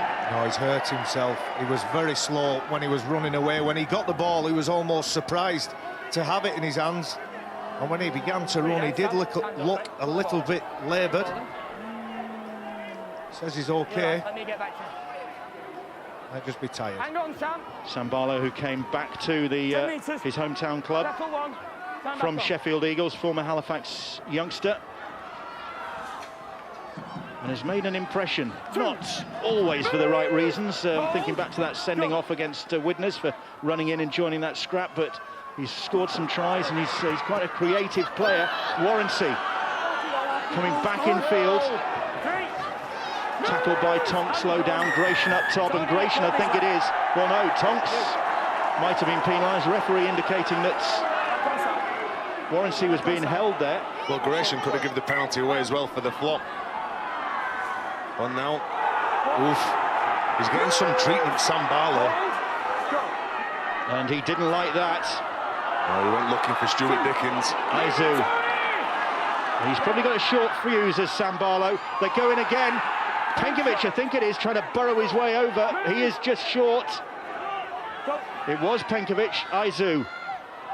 Ben Black now. Black across the field, still going back. Good defence from Sam Smeaton there. Larder, the captain. Holroyd, little chip kick ahead, Holroyd. And Maloney was chasing that. Oh, look, big Tony Tonks not taking any chances whatsoever. Well, this is how dangerous Halifax can be. A neat little kick from Graham Holroyd. The Halifax player think it's Michael Ostick chasing this ball up. Dominic Maloney, sorry. Goal line dropout then, and Halifax certainly trying to up the pressure against this Featherstone Rovers side. It's Featherstone who lead 28 points to 16. Well, Halifax have controlled the speed of this game for the last 10 minutes, putting Featherstone under a lot of pressure. Seems a long time ago since we were talking about Kyle Briggs touching the ball and leading his troops around the park. I hope he's paid in him. Good crowd here, over 2,500, and a great contingent from Halifax, really urging their side on here. You feel this is a crucial spell of the game because Halifax are enjoying a good percentage of the possession. They've got good territory, but they haven't managed to convert it into points yet, and they need to do that soon, otherwise time is going to be against them. And Featherstone falling off tackles. They've missed 15 tackles now in this game. As we were saying earlier, that's where they've been very, very strong this year. Here's Barlow again. Mentioned early on that Featherstone might just be a little bit ring rusty, just one game in the last 5 weeks, and okay, they've been having opposed sessions against the reserves, but that's no substitute for the heat of battle, and a battle this certainly is, as Royston is tackled. Here's Luke Brannigan. Well, what's Graham Mulroy got here in his kicking cabinet? Well, it's Penkovic who chips the kick over the top, and Gratian, lanky second rower, plucks that one out of the air. Graham Holroyd was screaming for that ball. What's Featherstone's energy level like now? They've done a lot of defending. It looks good. And Hardacre, great work from him. Saxton takes his pass. That was fantastic work by Tom Saxton. He was the man who offloaded the ball to Zach Hardacre, and then straight away he backed the wingman up. Hardacre this time not able to make so much progress as Tamgart there just on the field makes the tackle. Finn, now then, can Featherstone break the shackles here? Oh, the pass from Gratian, not the best. And not surprisingly, Dale says, come on. Well, Ben Black taking the wrong option. He was going for the interception, putting his wingman under pressure. Got Borenty. Look at this.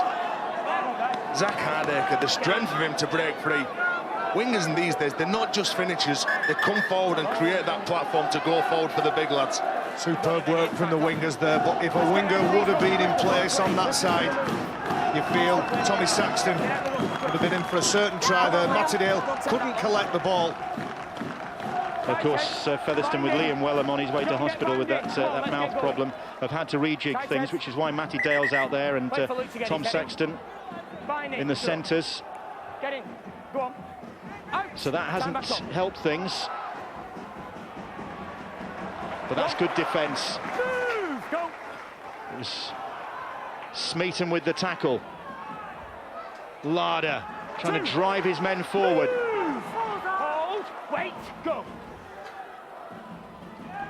Patterson, that looked high, it was from Sam Smeaton. Brannigan didn't like that challenge. Well, Dylan Nash has no need to get involved with that. He could have reversed that penalty. There's no doubt it's a high shot across the chops. Smeaton knows it, and Dylan Nash comes in, tries to rag Smeaton around. Shut up. It's a penalty for the high tackle. That's the negative in Dylan Nash's game for me. Calm down. The amount of times that he comes in, and you're right, Barry, sometimes he does try to create something after the referee's already awarded a penalty. Just get on with the game, lad. Former Toowoomba Clydesdale, Dylan Nash, of course, 3 years at Gateshead Thunder before coming to Halifax. Mikaeli Aizu has already made an impact in the game. That's why he's got that scrum cap on. Stitches galore underneath there, and a great big bandage. Side Tamgart, and Tamgart flattened. Good tackle that was by Dane Manning. Dane Manning, no respecter of reputation, gets up and upends Tamgart. Barlow plays the ball. Here they come once more. Penkovic, live wire, but good tackle that time. It's Manning in there again. Holroyd across the field, and the pass, well, it was Larder who was the target, but I'm not sure whether he was the intended target. Well, Larder just couldn't take that ball in. It was a good ball by Graham Holroyd. He's looking for his runners. He fakes the pass. He looks behind. But Sean Penkovic, just before that play, was urging his team to come forward. David Larder, unfortunately, couldn't regather that, but a lot of players these days look one way past the other. I think it's a fantastic piece of skill. We're coming up to the hour mark. 44 points in the first half. We haven't had a point scored so far in the second half. And we were saying at half-time, these are two cavalier sides, and certainly Halifax had to up the scoring and look out for Halifax throwing the ball around. But they haven't managed to get anything on the board to unsettle Featherstone Rovers yet. It's Featherstone with Devorty. Virtual ever-present for this Featherstone Rovers side this season, the son of former Leeds and Hull and Great Britain man Gary Devorty. Here's John Gratian, another son of, and they've kept the ball alive. Oh, and then it goes to ground. Finn looking at the referee for a favourable decision. And he's got it. Syed Tamgart knocks that ball on, according to Robert Hicks. But a beautiful ball. Halifax have bombed a couple of chances. Shad Royston can't get hold of that. Ben Black again in the picture. He loses the grasp. Another lost chance. Ben Black offloads to a supporting Halifax player, and the ball down again. Penkovic puts a kick in. Dylan Nash ends up with it, doesn't know what to do with it, and another chance is blown. And a very near chance blown there for Featherstone Rovers, and Briggs just curses and shakes his head because there was a golden opportunity there for Kyle Briggs. Well, both teams in the second half are just not taking the chances in the first half. Them balls were sticking. Kyle Briggs just losing that ball under no pressure whatsoever. Both teams got the dropsies. It's 21 errors so far, just over an hour gone. So that means that Halifax still have hope, but they've got to work their way up the other end of the field. And look at Nash, who was trying to do something outrageous with that ball. Well, he's looking for that miracle ball, bringing the ball away from his own line. 12 metres from your own line. Well, that's what I was going to say. I'm not sure whether that's the correct position on the part to do that. Mikaeli Aizu, Matt Calland, high up on the gantry, will be flinging himself off at this rate. Here is Graham Holroyd. Again, looking to get this ball wide, try and get round the outside of the Featherstone Rovers defence, but they can't do that there. Black it is who's tackled. Tamgart. Last. Move. Worked in. Hold. Go. On the last, and they really are struggling to make progress now. Big effort from them. Oh, that's a good kick, which is wrong-footed Hardman, forcing him to turn and gather that ball on the retreat, and now he's retreating again. Both sides have definitely stepped up in the second half on the kick chase and the pressure that they're putting on the opposition's fullbacks. Both teams know that the wingers return the ball well. Zach Hardacre, he does look at that. He is a good player. Hardacre, that's a great run from him. Now then, Royston ahead of him, and Royston stands his ground and makes the tackle. What an absolute talent. There's only one thing in his mind, and that's get up the field as quick as I can. And it's taken Featherstone Rovers from a position virtually on their own try line to now inside the Halifax 40. Stand up now. Go. Finn. Ball wide to Briggs. Gratian has lost it. Is this ring rustiness? One game in 5 weeks? I think maybe as well. John Gratian a little bit wider than he'd normally be. He sees Warranty in his sights. Just watch this for a break. It's all about determination, this. Legs pumping. He knows there's space there, just not sure when he needs to get to it, but outstanding work from a very, very talented player. You okay, Rob? Bit of a hold-up here as Warranty has a bit of treatment. Find in, guys. So the question being asked this evening, is this a grand final rehearsal? Time back on, out. Top two in action, and all 7 previous National League One and Championship grand finals since 2003 have featured the top 2 finishers. So Barrow and Sheffield with maybe something to say about that. Well, Shad Royston again looks like he's limping in back plate. And Bill, of those 7 grand finals, only once has the team that finished top failed to win it, and that was when Whitehaven did. Correct. 2005, Haven won't thank us for reminding them of that. And Nash trying a little chip kick. It hasn't come up. It's been knocked on. First knock on, says the referee. And it's Featherstone Rovers head and feed. Well, Dylan Nash, he just slips trying to put that kick in. Knocks the ball forward as well. Stu, let's get him, mate. Featherstone head and field. Referee doesn't want to waste any time. Kyle, get in, mate. Find in. And the clock Falling. Out. just against Halifax now. They've really given it their all at the start of this second half in the first half of the second half, but has that energy to really been drained? I think Featherstone have done an excellent job of absorbing that pressure. I think they've got more energy than their opponents, and I think points will come shortly for this team. Well, they're in possession now. Here is Liam Finn. Finn ghosting through. And the Irish international Liam Finn made that look so easy. He was the Championship 1 Player of the Year last year. He's a nominee in the Championship Awards this year for that sort of cool elegance in a red-hot situation like this, and the sort of try that might just knock the stuffing out of a side that really has given its all to try and get back onto level terms, and then they concede a try like that. Featherstone have built pressure all this second half, and Liam Finn has the ball in two hands, which attracts the attention of the Halifax defenders, and he has enough Featherstone support runners to just glide through that gap. Stuart Dickens pushing up, he's the next man in the hole. He's had a fantastic game, Stuart Dickens, 23 tackles and numerous hit-ups, but Liam Finn, he's the bloke that puts the ball over the line. Well, of course, a former Halifax player, Liam Finn, and in fact started as a youngster with the Siddle Club in that part of West Yorkshire.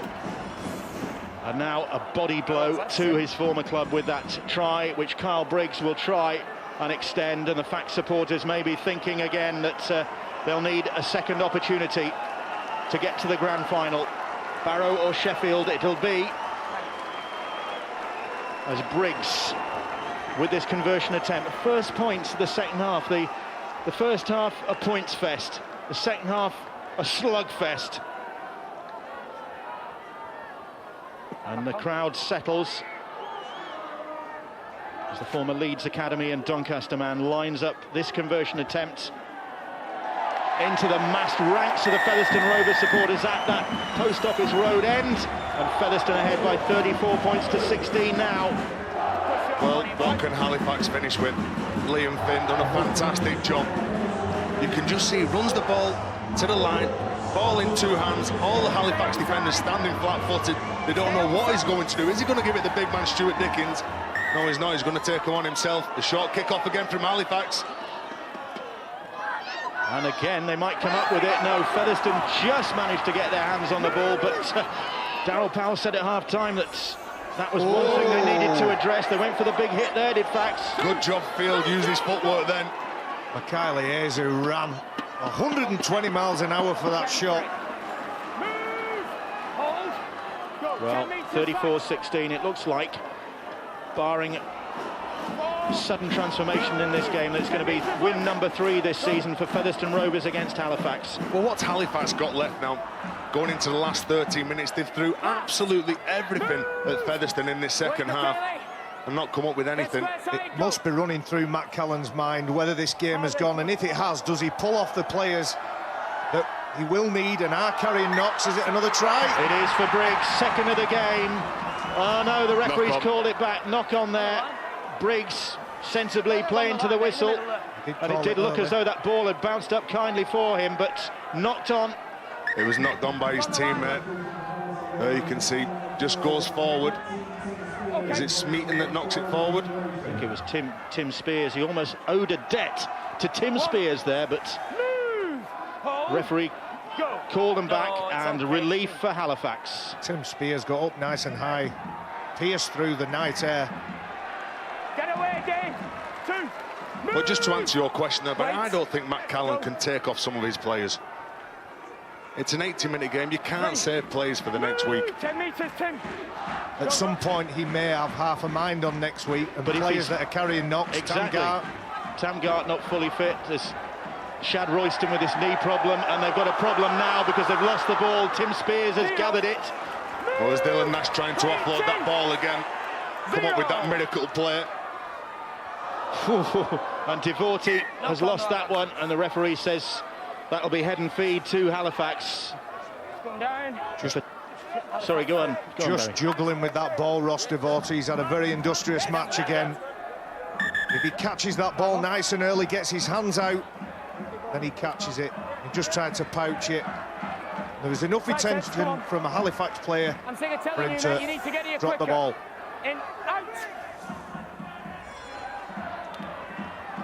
He does an awful lot of work, Rob Warrington.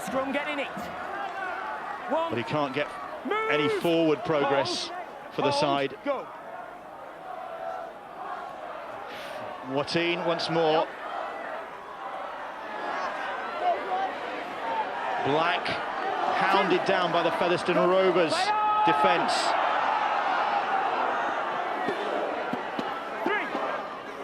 Watine struggling to get to his feet. Dickens all over him. Stuart Dickens, satisfaction of leading his side through to the grand final and scoring a try here tonight.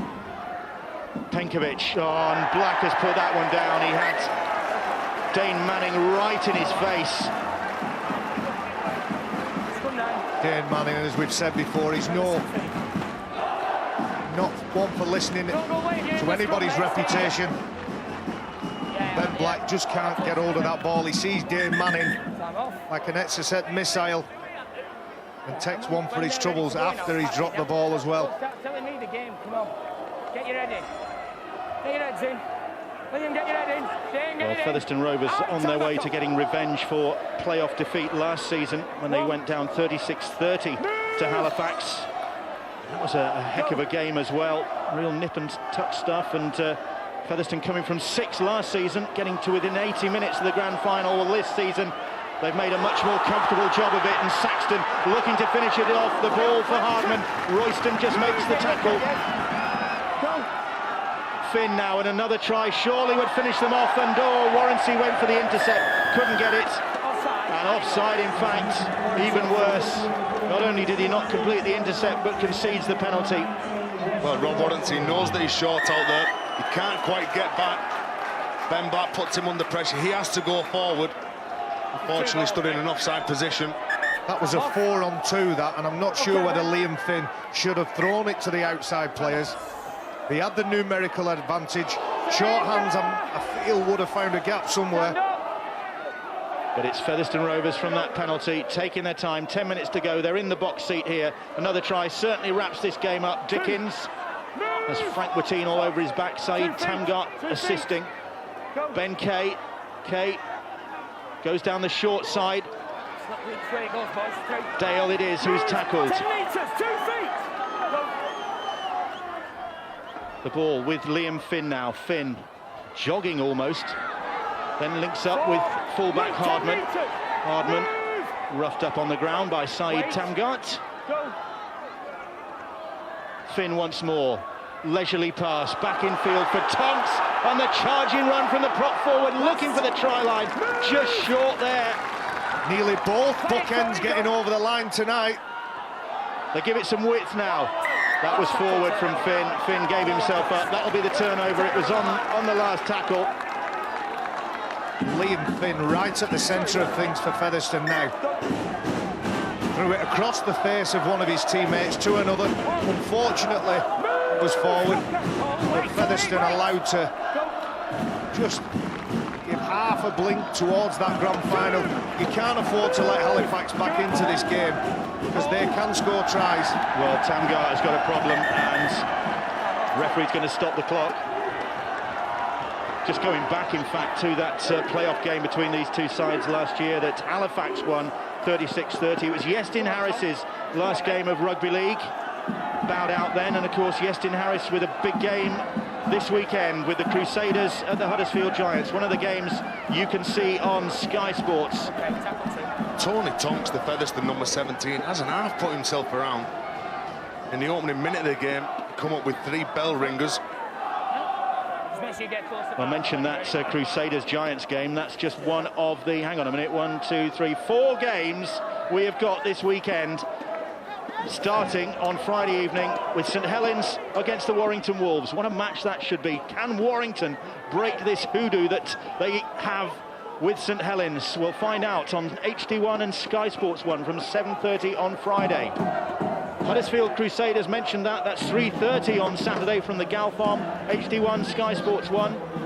And that is followed by the massive game at the KC Stadium. Hull FC against Hull Kingston Rovers. The Hull Derby match and a playoff match as well. And then a quiet weekend is rounded off with Wigan Warriors against the Leeds Rhinos. Sunday, 6:30, HD1 and Sky Sports 1. What a weekend it's going to be with the Super League 15 playoffs. And it's live only on HD on Sky Sports. Meanwhile, problems here for Saeed Tamgart, who went down in that tackle. And Tamgart, well, how ironic this would be if he's picked up another injury, because he said before the game that really he should have given himself longer going into the match to get over this knee problem that he's been suffering from. He's a tough player, Saeed Tamgart. It was a full-blooded shot from Tonks, nothing illegal with that. He's as tough as teak, Saeed Tamgart, and if he stays down, you can bet your bottom dollar there's something wrong with him. You can see when he more or less took that ball, he was virtually stood still. That man, Tony Tonks, the man who come up with the shot, the number 17 for Featherstone, he come flying into that tackle. So the clock is stopped, and that's more anguish for Halifax. They trail 34 points to 16. And now they've got one of their top forwards lying on the deck in some trouble. Meanwhile, Featherstone haven't come through the night unscathed, because, of course, we saw Liam Wellham coming off early on, and I think Rod's got a bit of news of that. Yeah, he's just returned from the dentist, literally, Bill, so they've had a look at it. 2 teeth have come out. He's going to have to take another 2 teeth out. And, no, it's difficult. I've tried to chat with him, Bill. It's very difficult to understand what he's saying with all that padding in his mouth, I can tell you that. But what he did tell me was that he does hope to play in the grand final in a couple of weeks' time, and he will have to probably have a plate put in his mouth to make sure he doesn't do any more damage. And I know you were wondering what on earth that says on his sideline, on his hand, on his wrist there. You can see OPE, that's Orchard Park Estate, that's where he lives. So there you are. That's neighbourhood loyalty for you. I've seen biblical references, crosses, but never your home address. Bigging it up. I just want to know what's in your mouth, because if Wellham's got something that's making it difficult for us to understand him, what's in your mouth? Because I never understand you. Meanwhile, Saeed Tamgart, unfortunately, is still being treated out there. And well, Halifax had injury problems going into this game, of course, because there is no Bob Bezic at the moment, although he reckons he's just a couple of weeks away. But Bezic out, Gleeson out, Haley out, Goddard out, he's still on crutches, Johnny Goddard. And now they've got Saeed Tamgart out there in the neck brace. And let's not forget they've not had Miles Greenwood most of this year. That's another one. Royston not fully fit, and Tamgart, well, so often this is now precautionary, and let's hope that is the case with the popular French international Saeed Tamgart, because he really is a wholehearted performer. He's been a big favourite with the Halifax fans for his endeavour that he shows on behalf of the club. There's only one way that Saeed Tamgart plays, and that's tough. One of the toughest men that plays in this championship. Both sets of fans will not be bothered about the delay in the time, as long as he's okay. I just go to Lahooter, sounds me. They're taking their time with this, and thankfully it looks as though they're fairly relaxed treating him. If you're not carrying him, will you just... Interestingly, the players asking how long's left, and sometimes when there's a break in play, and we all hope that Saeed Tamgart is fine and makes a full recovery, but it's about who keeps the concentration and focus while this injury is being treated. Well, I was going to say that 8 minutes to go now, Barry. Who does it favour most, Halifax or Featherstone? I think Featherstone are in the final. I think their mental state, and I think the way they've absorbed pressure, and Daryl Powell's done an excellent job of preparing them for the match. Ryan Sheridan, who's the defensive coach, made the necessary adjustments at half-time. I think seeing one of your teammates carried off on a stretcher can be demoralising. Well, Featherstone aiming for their first grand final appearance since 2007, in fact, when David Hobbs' team beat Oldham to win promotion from National League 2, and 1 or 2 survivors out there. Stuart Dickens, Jamie Field, Andy Kane were all part of that 2007 side. The prize was promotion then.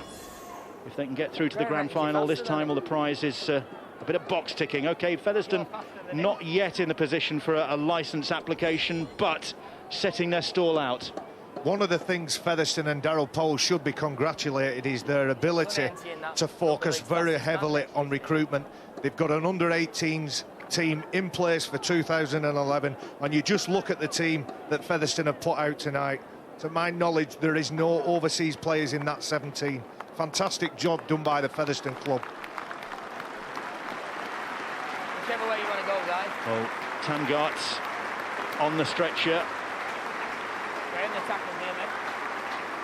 And sympathetic applause from both sets of supporters for the French international.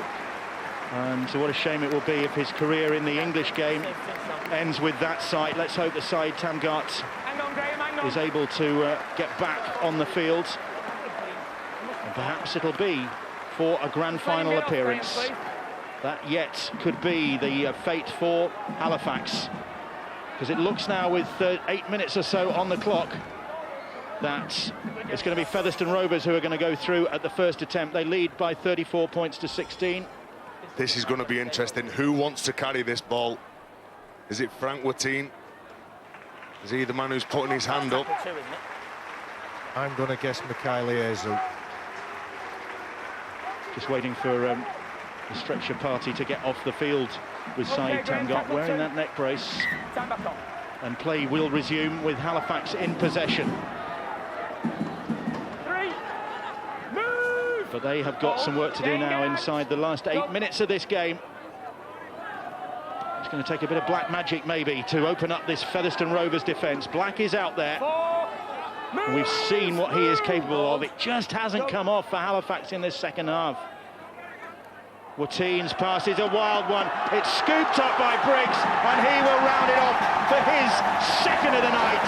And Halifax had to throw caution to the wind, but they threw the ball to Kyle Briggs, and Briggs needed no second invitation to take him to 18 tries for the season and rack up more points for this Featherstone Rovers side and confirm their place in the Championship Grand Final at the Hallowell Jones Stadium come the end of September. And the smiles all on the faces of the Featherstone Rovers players. Even when Featherstone are in defence, they are attacking, and Halifax need to throw this ball around. And Kyle Briggs, who's had an excellent game tonight, pounces on the loose ball, and we've seen two rarities tonight. We've seen Stuart Dickens score a try, and we've seen Daryl Powell smile. Briggs needs this for 20 points in the match and bang in front of the posts. You'd imagine that would be a formality for the goal kicker.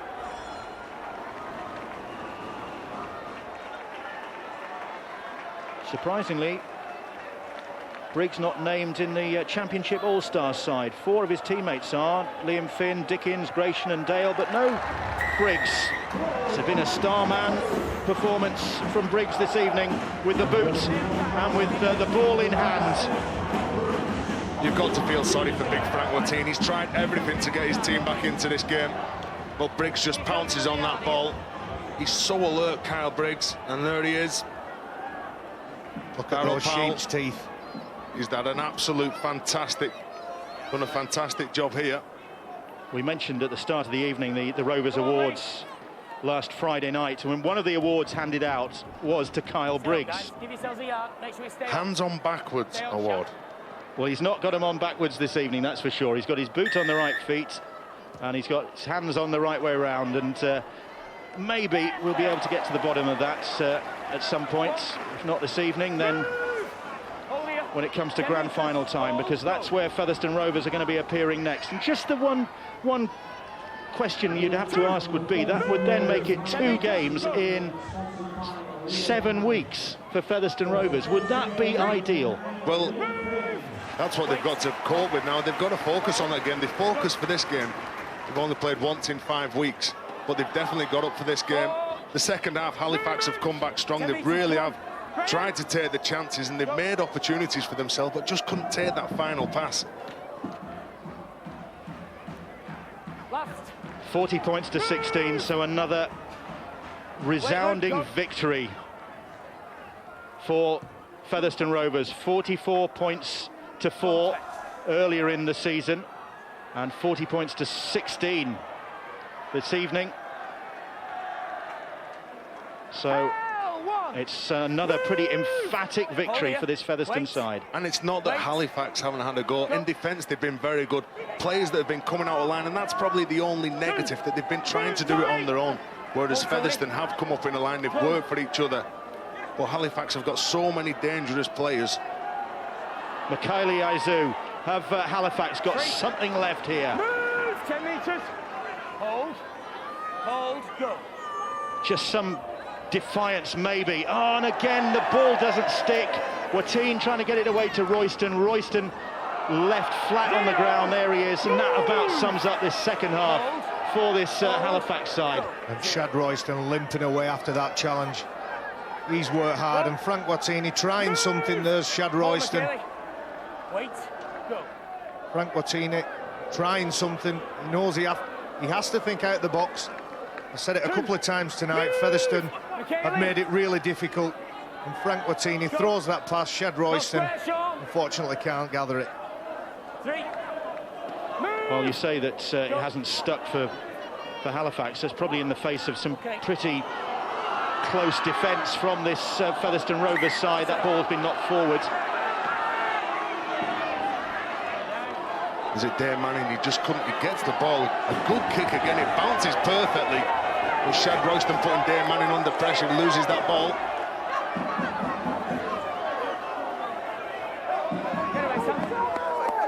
That was almost another try for this Featherstone Rovers side. So after the first part of this second half, first 20 minutes of this second half were played at a very slow pace, or without any points anyway.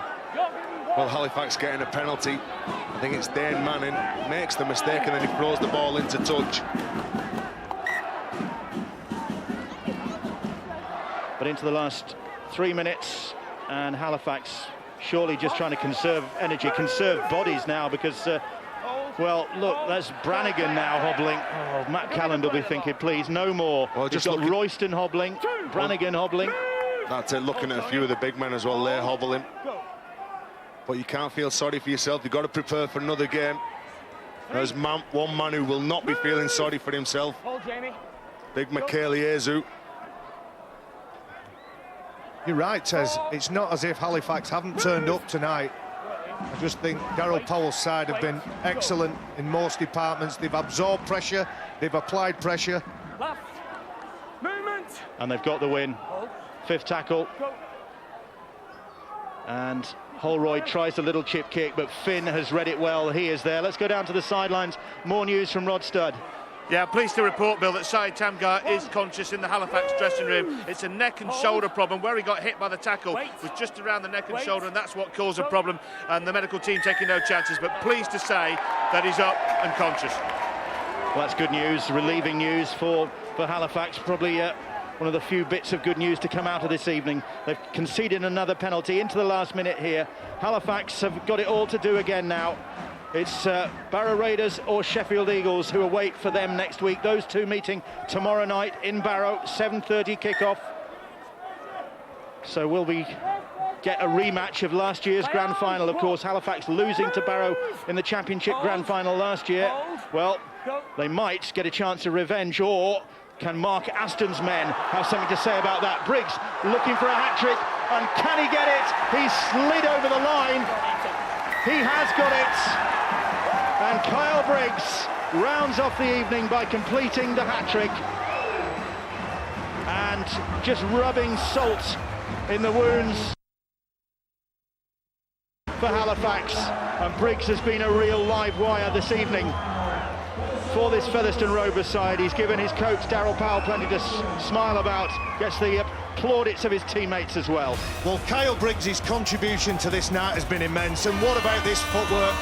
He's looking for a support runner. Smeaton's there for him, but he understands if he gets a low body angle, the momentum will take him over. He's had an absolutely superb night, Kyle Briggs, tonight. Virtually flawless with the boot. He's been in and around everything that's been positive for Featherstone. And Kyle Briggs, not surprisingly, has been named man of the match for that hat-trick performance. And he's also got the goal-kicking duties as well for this Featherstone Rovers side. Not surprisingly, getting the man of the match.